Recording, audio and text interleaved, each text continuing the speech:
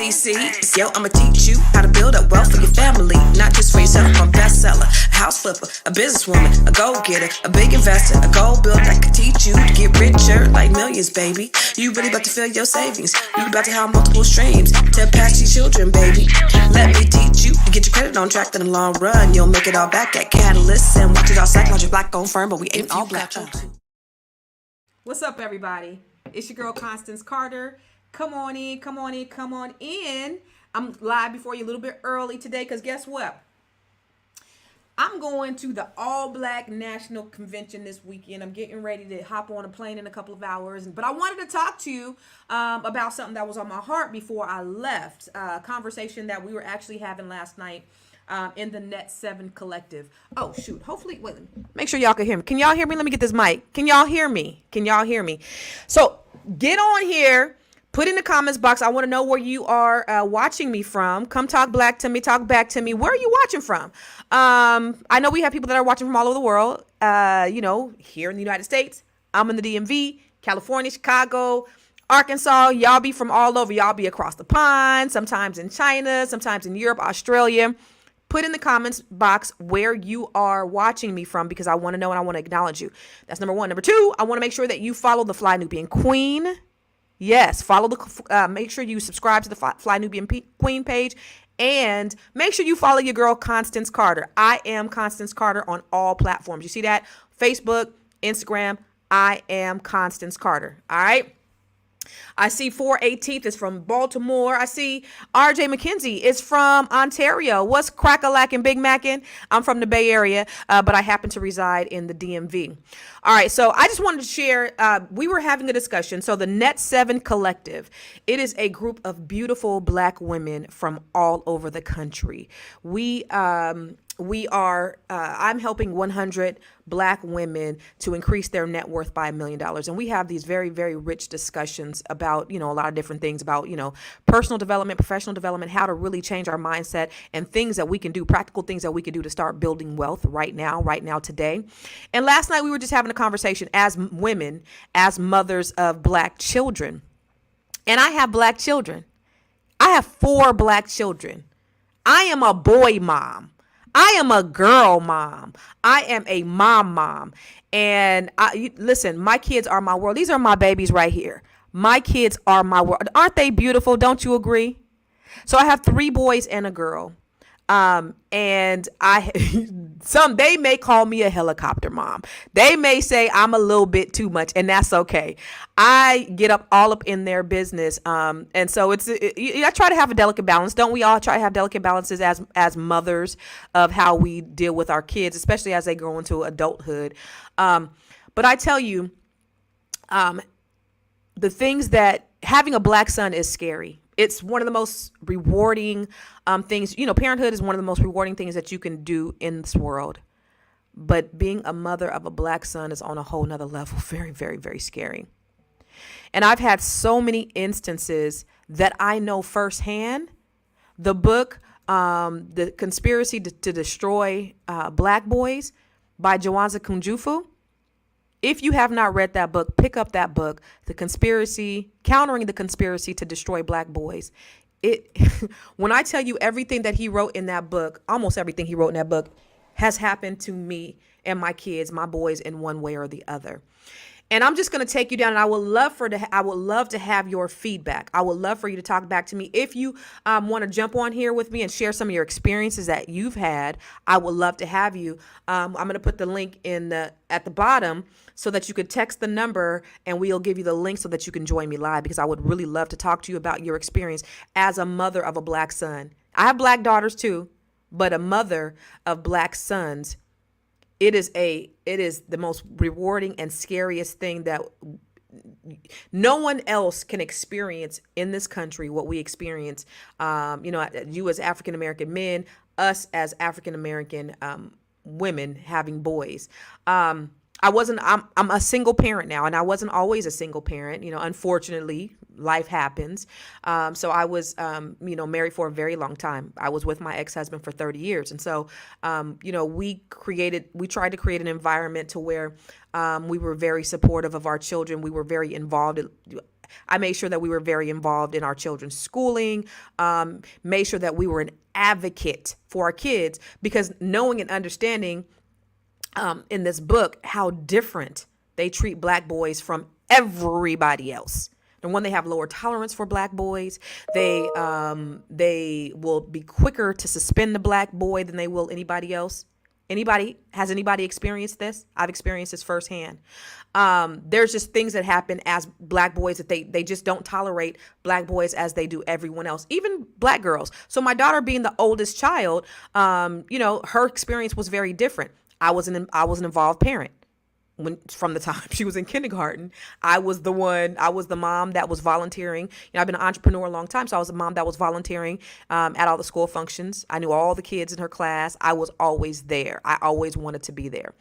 It was a very different experience when I had my son. I'm not saying her life was easier, but I was definitely an advocate. I was like, look, I will walk the halls, punching my fists, let them up, mess with my kids. That's how I am. I don't play when it comes to my kids. I really, really don't. I'm like, who do I need to talk to? Who do I need to, And so one of my kids is like, okay, mom, yeah, please call on my behalf. The other ones is like, please, mom, don't embarrass me.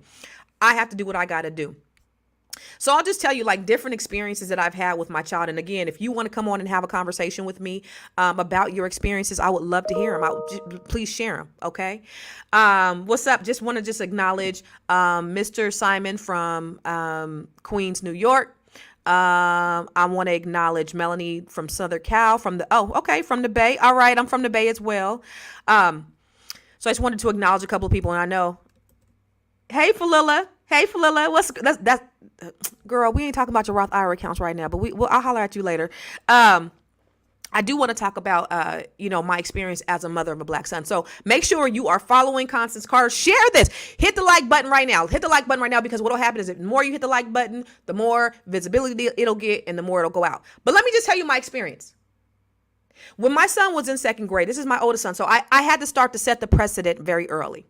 Like I said, right now I'm a single parent. I'm the only one that is involved in their lives. But when they were smaller, it was the whole family. So the whole family would go to parent-teacher conferences together. Me, him, all four of our kids, we would show up. And they would just think that was the most unusual thing that they'd had ever seen. But listen, I'm going to make sure. I'm going to advocate for my kids. But in second grade, I remember we went to a parent-teacher conference. My son, Duders, very active kid. He was always talking. This boy talks so much. He was so inquisitive. He asked so many questions. Duders. He asked so many questions, and I knew he was going to be really smart. I knew he was going to be really brilliant. And he was just active, just inquisitive, a normal child. So when we went to the parent-teacher conference, and the second grade teacher said, in a very nice way, you may want to get him checked out for ADHD. Now, she's not even supposed to say that.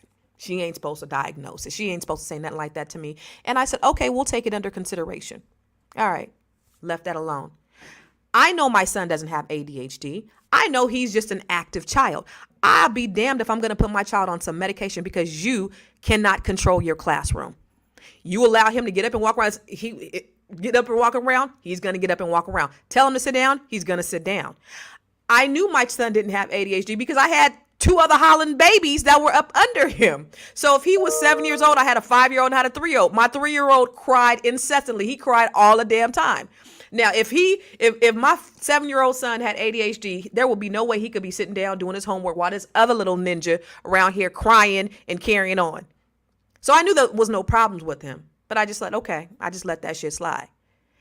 And I remember, maybe, a couple of weeks later, maybe a couple of months later, my son came home and he told me the teacher, I guess he was doing what he do. And the teacher blurted out in front of all the kids and embarrassed him and said, when is your mom going to take you to the doctor? I lit that motherfucker. I lit that teacher up. And let me tell you, she never said anything about my child again. She always walked on eggshells every time I came up in that room. You will never. First of all, I let your behind slide by even saying that in the parent-teacher conference. But then you're going to sit up there and blurt this out in front of everybody and embarrass my child? No. lit her up, contacted the principal. We had a discussion. She was reprimanded. That was that. Obviously, they still didn't know who we was. Again, we have to be the ones that advocate for our children. Nobody else is going to do it for us because they automatically make assumptions about who we are. And my kids were in a IB, an International Baccalaureate program. So it was very rigorous, very structured, very small, very non-black. So the second time, in third grade, the teacher was extremely mean to him. I forget what she said to him, but I had to let her know. This is who I am. This is not that I'm Constance Carter, but I'm an involved parent. This is who my son is. This is how you will not deal with him. And this is how you will deal with him. And I didn't have any other issues, but I had to lay the groundwork in order for them to understand that I am an involved parent and you will see me if necessary. Like, shouldn't be no problems. And after that, we had no problems, but I had to set the record straight off top. How many of us know that we got to let these people know I'm here. I'll be watching you. I'm going to be advocating for my child, because if we don't, they automatically make the assumption. They'll set our children to the side. They will compare our black boys to what the standard of a little white girl. They're very different. If you don't know how to deal with our black boys, then you shouldn't be dealing with our black boys, period. So I had to let them know this is how you're going to deal with my kids. In sixth grade, I remember my son came home. And he said, now this teacher did something to my daughter and she never told me, because she was one of those kids that didn't want no waves. I was like, who want the smoke? She never let me give nobody no smoke at school. I didn't know until later things happened because I was always ready. She ain't never want to tell me stuff because she didn't want me up there. She felt like I would make it worse. However, my son would tell me, do this, he ain't play. So sixth grade, this teacher called him stupid and dumb. Dun, dun, dun, dun. So I hauled me and my ex's asses out there to the school and we had a conference. And when I tell you, this man was literally shaking like a leaf. And I told him, you will not, anybody with the last name Carter, whether he's mine or not, you will never call my child out of his name. None of my kids, nobody that looks like my child, you will never call none of my kids out their name. And so, the dad, my ex, he didn't really, he was a man of few words. So he just sat there, kind of try to look intimidating. And so I think it worked. But again, we had to let them know. And, they tightened up. It's a shame though, that we have to keep letting them know what it is that we will tolerate and what we won't tolerate. But we have to. We must. And, here's the thing that we were talking about last night in the Net 7 Collective. We are all, forward thinking, intelligent black women on the move, women who laid the groundwork. We've paved the way. We're, successful, and we've done all these things. And what we tend to do as women, because we baby our children. We want to make the path for them a lot lighter than it was for us. So now I definitely tease my daughter. She could tell you, I'd be like, my kings don't got to do this. My kings don't got to do that. But at the end of the day, I make sure I lay it down, because now, me being their only parent in the household, I have to prepare them for life. Because if I don't prepare them for life, then life is going to tear their asses up. I am doing a disservice to my boys by coddling them, by making life easier for them. So my oldest son now, he takes care of his own business. My oldest son now, I don't have to worry about it. I always say he gonna be my ticket out the ghetto, because he's a highly intelligent, smart child. But I have to continuously, put that out there and push them. I remember when they were in high school. Oh, so in high school, he leaves the International Baccalaureate school and he goes to public school. Now, me and his father had a very different way of how we taught them to interact with, violence. I had a very different way of thinking. So, but their dad was more dominant, right? So they listened to their dad more than they listened to me. But he would say, if somebody messes with you, you don't fight back. You tell the teacher. I don't play that shit. This is my thought.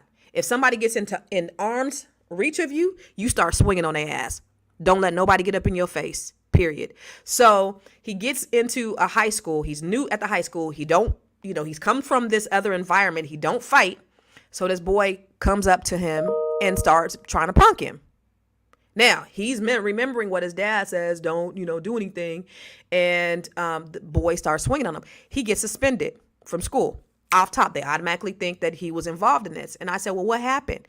And I told him, I told my son, don't you ever be in a situation again and you let nobody put their hands on you and you don't put your hands on them back, ever. I will always ride for you. You don't let nobody disrespect you in that way. But they automatically suspended my son. And when I called the vice principal, he said, oh, your son flexed up on him. I said, my son flexed up on him. Yeah, he flexed up on him. And that's why, the guy hit him back. I said, my son just came out of freaking private school. He don't know nothing about no flexing up on nobody. And he was like, oh, okay, well, let me go do my investigation is what your ass should have did in the first place. So now he goes, investigates and, gets the stories from the other kids. And he finds out, oh, your son didn't do anything. No, he didn't. Okay, my bad. We're sorry. We're going to unsuspend him. You're damn right you will. But had I not questioned, called the teacher on it, my son would have been suspended. They automatically make these assumptions as for these black males that they are in some way causing some kind of trouble. We have to speak up for our black kids. When my son was also in high school, at this time he starts driving. He buys his own car. No, I buy him a car. Oh, no. So my son is super smart. He's a senior in high school. My son is super smart. This boy is now, so when he was 12 years old, my son I bought him the Dr. Boyce Watkins stock trading program.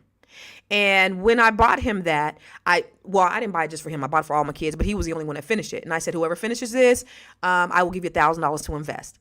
So I gave him $1,000. He invested that $1,000. He made $8,000.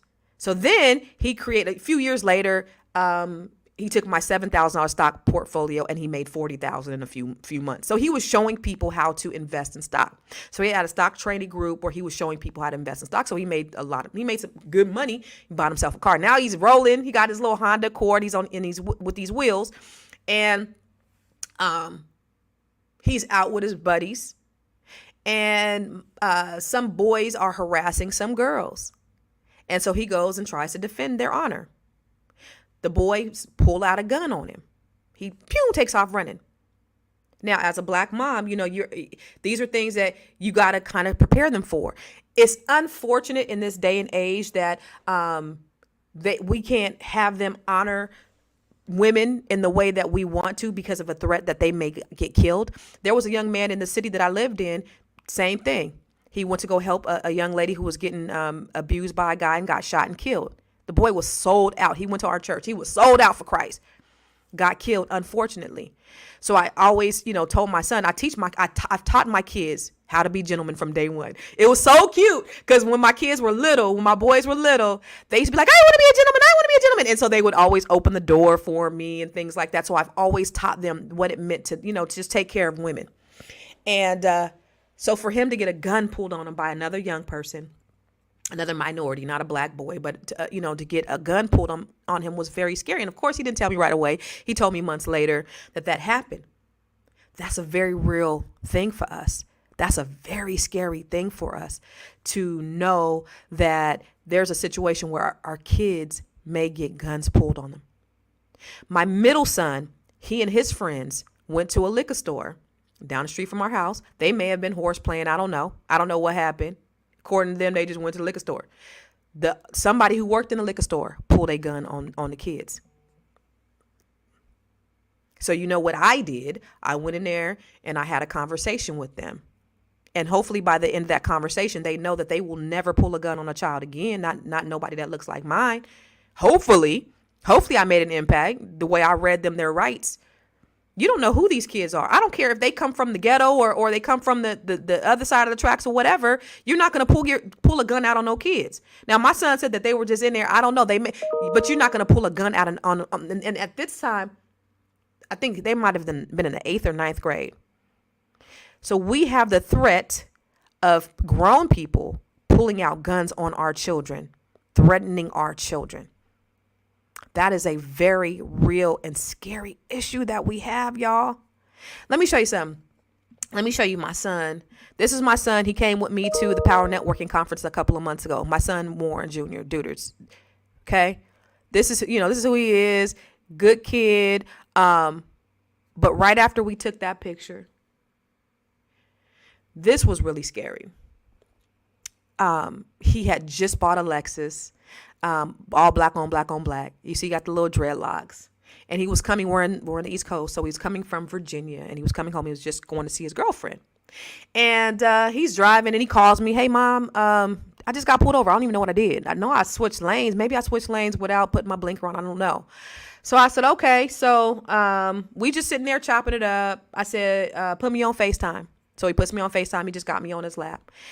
And it's like 3-4 minutes pass by, and all of a sudden, I hear a police yelling. And my son is like, what did I do? What did I do? What did I do? Tears streaming down his face. I'm on FaceTime. And this police officer has a gun to his head. You can't see it. I actually even recorded it. He has a gun to my son's head. And he's telling him, don't move. And, and so my son is like, what did I do? What did I do? Crying, begging, and pleading for his life.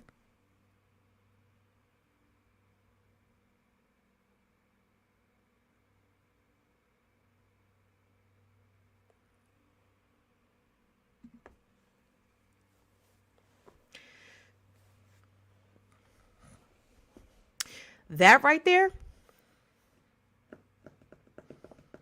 So the police officer made the assumption that my son, because he had dreadlocks and he had an all black Lexus, black on black on black, he gave all the excuses of why he pulled him over. Why, you switched lanes and you were speeding. He had no evidence of anything. Nothing. Well, I didn't even know, you had these black tint on your window and I didn't know if this car was stolen. That's what this was about. You saw a black kid with dreadlocks and you made the assumption that this car was stolen. And so instead of you pulling him over, and I'm sure he ran the license plate, you decided to put a gun to my son's head. He's 19 years old. And my son said the only thing that he could think of was, please don't let me get killed while my mom's watching me on FaceTime. As a mother of a black son, it is one of the most scariest things that a person could deal with. So I implore you, if you have a black child, whether he is a son or a daughter, it is a must that we advocate for our kids, because this system is not friendly to our children. This system is designed to make sure that our children are imprisoned. I've always said, I don't care how much money I make. I don't care how far my kids' pants is pulled up to their chest. I know that at the end of the day, no matter how well-mannered they are, how well-dressed they are, that the police is going to look at them as criminals. Period. So I always teach my kids, we got to run faster, jump higher, work harder, push further than everybody else. People don't like that, but it is what it is. In order to be considered equal, but still, you can do all the right things and yet still something happened. There's more likely of a chance of something happening to our children than anybody else's. So going back, if you want to join me live, go ahead and text the number 301-715-7807. Maybe you have a story. Maybe you've had some situations of things that happened to you, your children, some things that you've experienced. Let me go to the comments. Kyle, were there any comments that stuck out? While my mom did something similar when a kid called my brother the N-word. Oh, yeah, we've had those too. Yeah, the N-word. Somebody said most women use children as pawns. Most women use children as pawns. She said, my mom is not strict, but reminds me and my younger brother to be careful when we go out. When my kids go out, I have their location every time they go out. And I always check at night. And I always, in the morning when I get up, let me see where he is. Let me, okay, he's in the dorm. My son is in college right now. But it's just a very real fear that we have of mothers of black sons. And I want to just encourage you all just to try to do more. I've been very fortunate because I'm an entrepreneur. So as an entrepreneur, two things. It's kind of twofold, right? Because I've always worked extremely hard. I built a business. I built the largest black-owned business black-owned real estate firm in California, and I worked a lot. And I would be the first one in the office and the last one out. And this son would be like, he would call me at 10:30 at night, Mom, can you come home? Can you come home? I remember when he was in the 8th grade, he said, Mom, my biggest fear in life is that I won't be successful. Like, boy, why? You know, a lot of these kids, their biggest fear is that they won't reach 21. My son's biggest fear was that he wouldn't be successful. My other two boys, they're a little bit younger. They haven't quite had the experience. But you know what? I'm glad that I moved to the East Coast. I'm glad that they have a different type of experience. It doesn't mean that they're not going to experience or encounter similar things.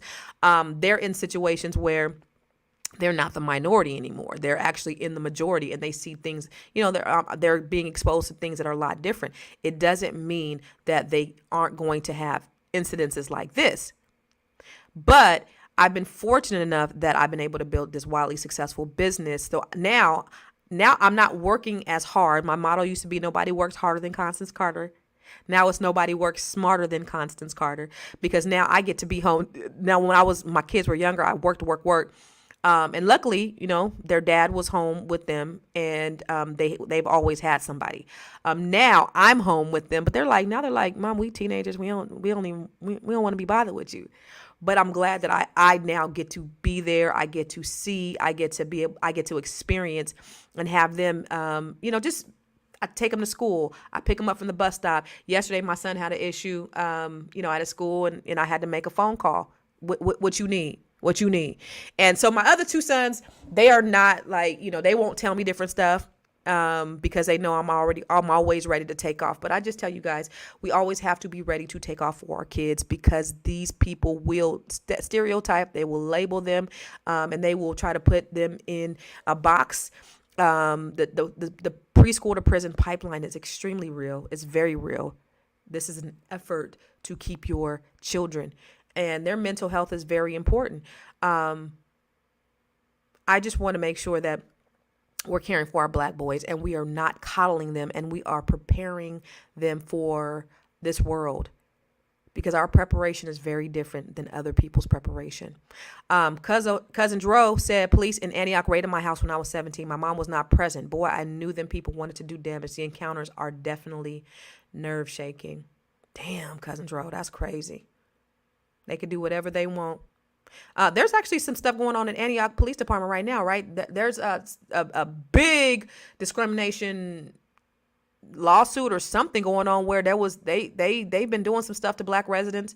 They've been terrorizing black residents in Antioch, California. Yeah, I seen that on the news. With no warrant. Because they think that we poor, we don't have any representation. We don't have, we're not going to do anything about it. Little things that we can do as parents, though, is we could just make sure that they see us, make sure that we're showing up at parent-teacher conferences, make sure that, we write in letters, that they know who we are.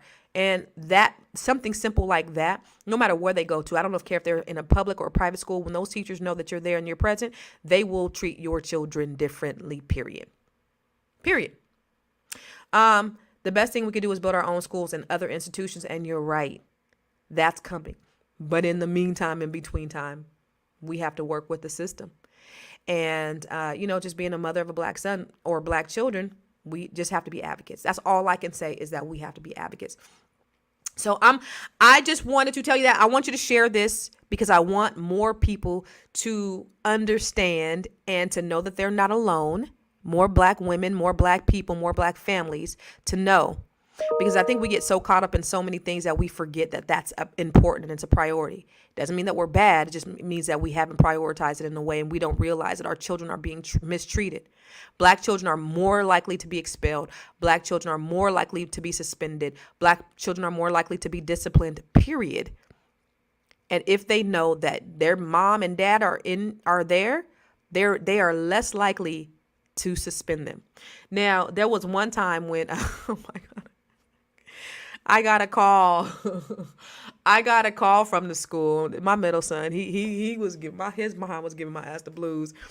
I get a call from the school saying that my son was cursing at school, my middle son. And so I said, well, what happened? And the teacher, the counselor didn't want to tell me the word. And so we're going off, me and his dad, we on we on conference call with the school. And so his dad going off on him and I'm going off on him. And then we get off the phone and we like, well, what did he say? I don't know. And so we call back the school and I said, well, what did he say? And the teacher said, I can't repeat it. And so she gives him the phone. And I said, well, Kyron, what'd you say? And he said, I called the teacher a Cracker. And I was sitting, I just dropped the phone. And what happened was the teacher automatically assumed that he spilled Kool-Aid. My son didn't even have no Kool-Aid. So he felt like she was racially profiling him. So then he called her that, which I didn't condone, but I was just really outdone because I just think sometimes that my pro-blackness, and he didn't get that from me, but I think my pro-blackness caused him to say something like that. So I was a little embarrassed that he did say that. But listen, there are some times when our children are wrong too, and we have to acknowledge the same child. Let me tell you about that. I'll tell you, he was wrong. He was telling me that the Spanish teacher was always picking on him. He's always picking on him, always picking on him, always picking on him. So I said, okay, we're going to have a conversation. Again, I'm always ready to take off. Now he's not the one that normally tells me what's going on at school. Let's go. Let's meet with this teacher. What's going on? So me, the father, and the teacher come to a conference room. We waiting on him. And the teacher wants to have a conversation before he gets in. I'm like, no, we're going to wait for my son. And so she's over there, nervous and stuff. So my son comes in and so I'm like, yeah. Now what happened? And so she's like, well, he won't sit down and he's not, paying attention.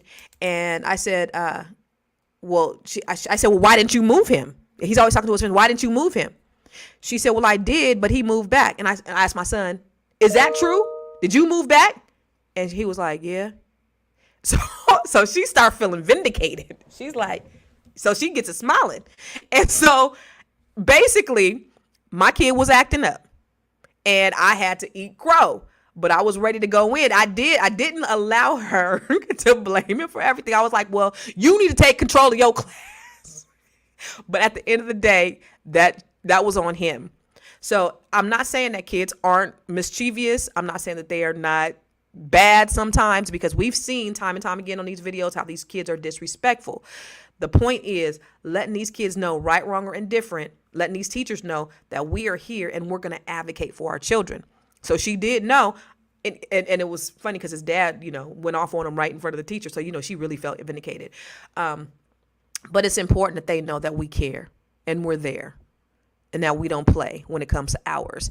And, that's just what it is. I'm not that parent that says, my kid ain't did nothing wrong, because look, just like I acknowledge when my kids do something right, I'm going to acknowledge that they do something wrong as well.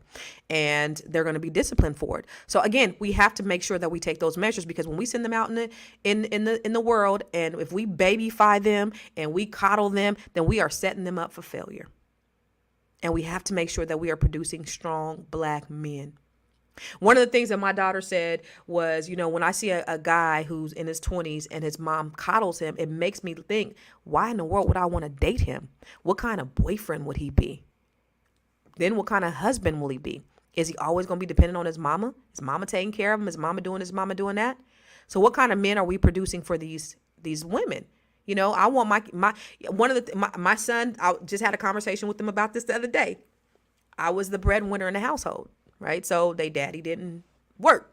So I brought home the bacon, and we were talking about that. How do you feel about that? Because I want to make sure that, they are the ones that are taking care of their households. And they were both like, I'll never allow a woman to take care of me. And I'm like, why? They're just like, it just ain't in me. I just want to be the one to take care of my household. I think that's dope. And having those conversations right now. And so my thing is teaching them Now, I can't teach him how to be a man. I could teach him how to be a gentleman, and I could teach them how to treat women. But those are the conversations that we have, is how to be the best man that they could be. I can only give them so much as a woman, as a mother, but I definitely teach them how to be gentlemen. I definitely try to teach them, the things that they don't like in me, the things that they don't like in their father.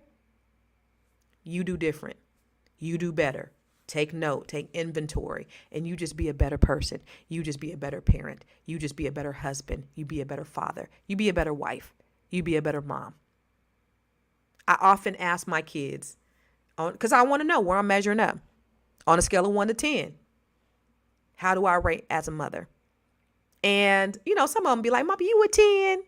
I don't want you to tell me I'm a 10.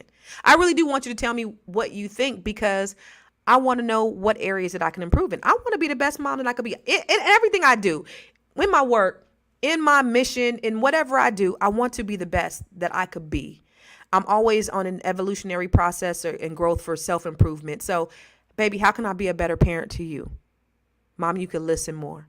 Mom, you could stay off social media more. Mom, you could give us more money. Whatever that looks like, it may be something that's worth talking about. It may not be something that's worth talking about. But I want to be the best parent that I could be. That's just me. I give my children room to have conversations. I give them room to, express themselves. I just want to be the best person. I'm not trying to be their friend. My daughter is my bestie, but I let her know I ain't one of your little friends. We're very clear about that. We do have boundaries, but those are my ride or dies. So, those are just things that, from me, me being a parent, I'm trying. There's mistakes, of course, that I made. I'm not a perfect mom. There's things that my daughter be like, Mom, sometimes I question your motherhood, your parenthood, because the things that you allow my brothers to get away with. Yeah, I'm not perfect. The things that you allow my brother, like when she was talking about, when my son comes home from college, he has the air all the way down to 60s. Like, so she's like, Mom, when I was cold in the basement, you was like, get another blanket. But him, you tell him to go sleep up in your bed. You know what I'm saying? So, I'm not a perfect parent, and I'm not trying to portray that. It's an evolutionary process. I'm growing too. I'm not a perfect person. I just try to be the best me that I could be. Period. Best me for my kids, best me for whoever I'm in relationship with, friends, people of the opposite sex, family, whatever. I just want to be the best me that I could be. So that's it. Before I head out, hopefully you guys are going to be at the ABNC, the All Black National Convention. Subscribe to I Am Constance Carter, to my YouTube page. And make sure you just follow me and continue just to, share this information. Now, I want to talk to you. Oh, shoot, I forgot to tell you. Okay, so I got a TED Talk, and I have this video that I totally forgot to play, but it's just real quick. These test scores are reflective of the lack of investment in these communities. Think about this. We spend $32 billion more on affluent schools than we do on impoverished schools. Meaning we spend $32 billion more on white schools than we do for children of color. And the test scores reflect that. Black and brown kids aren't inherently dumber. White kids aren't inherently smarter. They just have access to more resources. That's real. That's real. And shout out to D.L. Hughley for sharing that on his page. That's one of the realest things, is that there's a system that's set up against us, and we have to overcome hurdles. We got to overcome obstacles, but we are built for it because we've been doing it since the inception of this country. We just got to be more proactive. I want to let you know that I have a real estate for rookies course. I am a real estate expert, built the largest Black-owned real estate firm in California. I'm a cannabis investor. I am a real estate investor, commercial, residential, Airbnbs, and all that. So I have a training that I want you to first property that I invested in, I messed around and got a neg-am loan. When the balloon payment hit, my payment went up $2,000 on top of what it already was. And I could no longer afford it. And guess what happened? I foreclosed. Another investment property I had, now hindsight being 2020, I would have kept it. The market changed and it lost its value. I owed about $200,000 on it. I ended up short selling it for $150,000. A year later, it was back up to $300,000. Today, it's worth roughly about $600,000. Mortgage payment was low, cash flow was still good, and there was really no reason for me to get rid of it. My first flip, we ain't make no money. We formed an LLC. Knowing what I know now, I would have done an S Corp. We ended up owing more money than we actually made.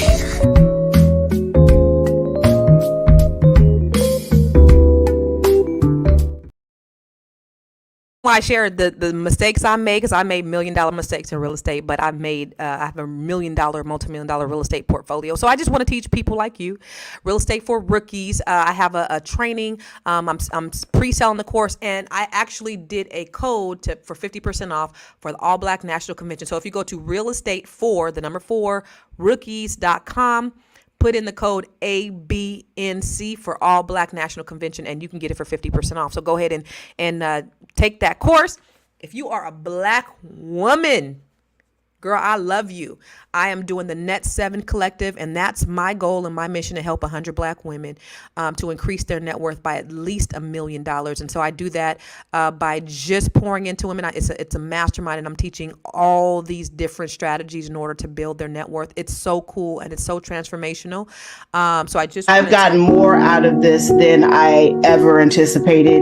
Just the direction. Like, I came in here with a siloed mindset, and just seeing the opportunities that are out there when you open your mind and you get out and you meet people and you talk to people and you network. Everyone on the platform, I think that we're blessed, and I believe in timing, and I think that the timing for all of us is now. We're here for a purpose, for a reason, and it's no coincidence that we're all in the same cohort at the same time, learning and building off of each other.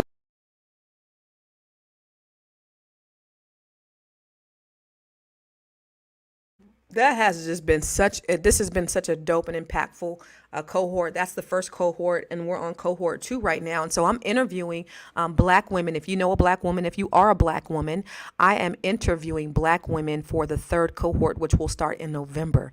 And I'm so excited about it. It's so transformative.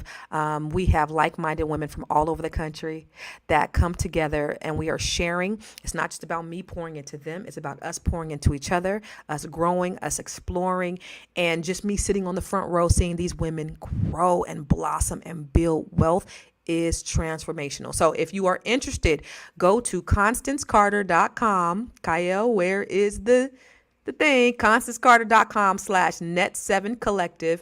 If you want to talk to me and schedule a one-on-one, book a one-on-one with me. Where's it at? Oh, if you want to book a conversation with me to see if you would be a good fit for the Net 7 Collective, I would love to talk to you.